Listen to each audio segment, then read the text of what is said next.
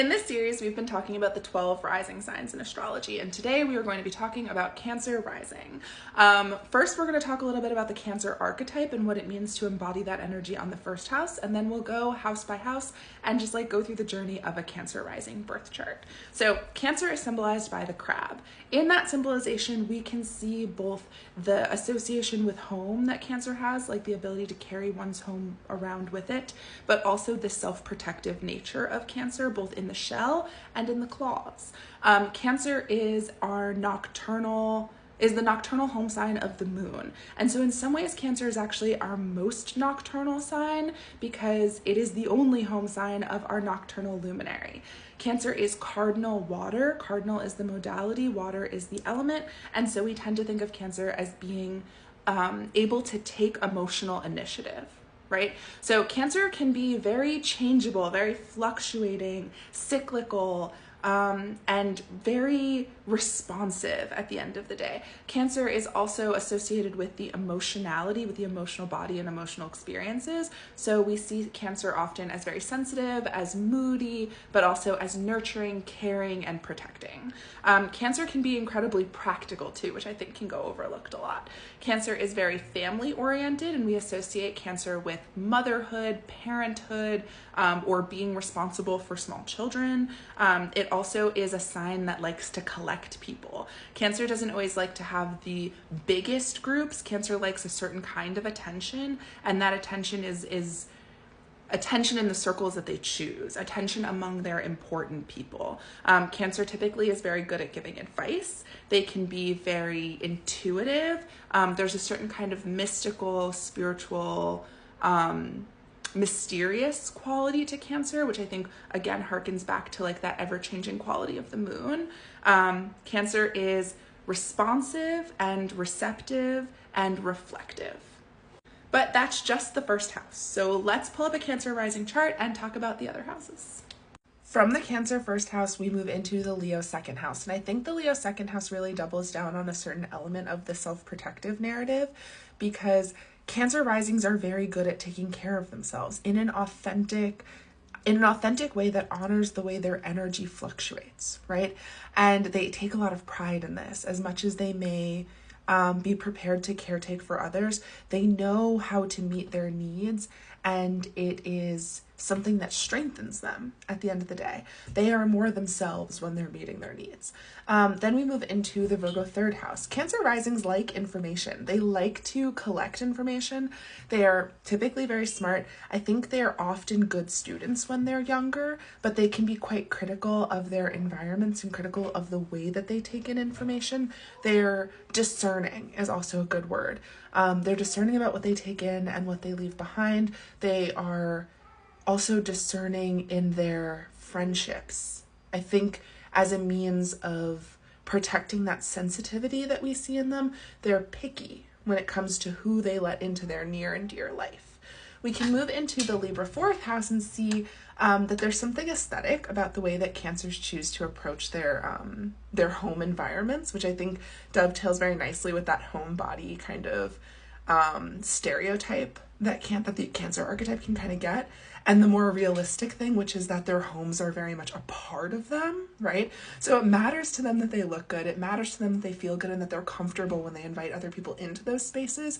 I also think that this Libra fourth house can point to how Cancer risings may feel like a deeply rooted need to sort of tuck away some of the pieces of themselves to make their existence more palatable in certain kinds of ways. There's something very deeply rooted about that for them. Maybe they had a early childhood life where people pleasing felt kind of relevant to them, but that Libra fourth house seems to be speaking to a certain kind of perfectionism there, that can be at odds with them actually showing up as their true selves. Then we move into the Scorpio fifth house. Their creative practices, their relationships with what they produce out into the world are very, very deep, and they're internal. They feel very strongly about about taking care of their projects, their children, their romantic lives, their fun. All of that is very private and personal to them, and they take it very seriously. The Sagittarius 6th house, I think, shows that Cancer risings are a bit more spontaneous in their regular lives than we might otherwise expect. They like to find small ways of exploring and expanding their realities in their mundane lives.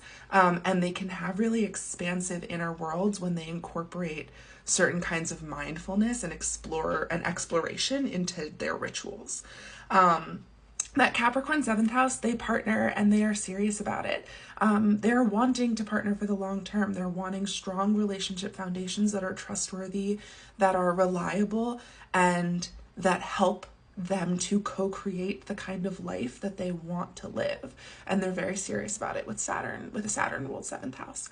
Aquarius on the 8th house, they are also, again, very serious about the extension of those partnerships, about their shared resources, but they're also more interested in breaking the rules when it comes to their shared resources. And I think they're more interested in providing for their larger communities and providing that, like, allowing themselves to be in interdependent relationships with their larger communities as an ethic in a certain kind of way. But they will take taxes, what's owed, all that stuff very seriously because of Saturn ruled 8th house as well. With the Pisces 9th house, they are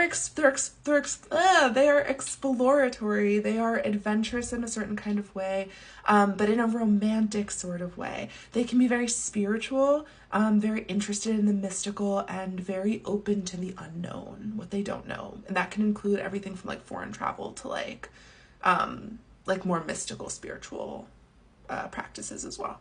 Their Aries 10th house, they can be kind of impulsive in their career. They can be really bold. They need to be seen doing work that is passionately driven for them. With a Mars ruled 10th house, their careers can be incredibly powerful, incredibly meaningful, and very significant for them in their lives, but also they're very serious about making a mark on the world, and they want to have a strong legacy left behind where their presence is really felt. They want to leave something for people, and they want people to be able to like experience that. They're often very passionate about what they do in the world, and the impact that they're having. With Taurus on the 11th house, I think this kind of doubles down on something that we see with like the 7th house and the 3rd house. They're very deeply devoted to their relationships. They're very there's a lot of abundance for them in connection. I think there's a lot of opportunity for them in networking, in being present with other people, in allowing other people to help them to have that impact that they want to have. There's a lot of sweetness in there for them, as it's like a Venus ruled 11th house.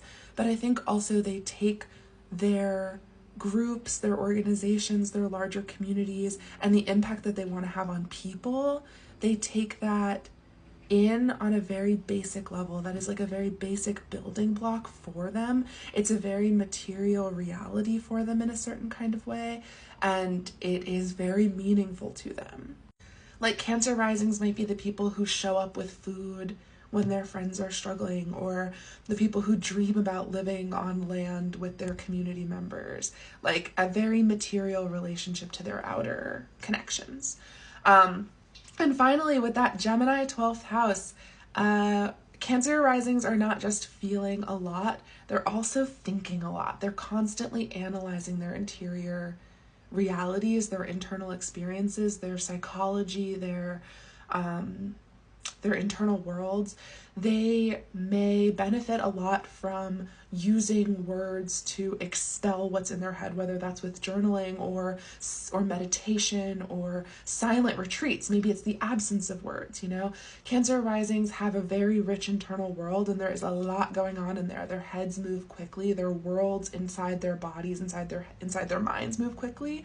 They might have a lot of luck doing communication through institutions, but overthinking pulls them away from themselves ultimately, and there's a lot of benefit to being present, to being in their bodies, and to being in their feelings rather than getting carried away by the thoughts. And that is the Cancer rising journey. Leo rising will be next.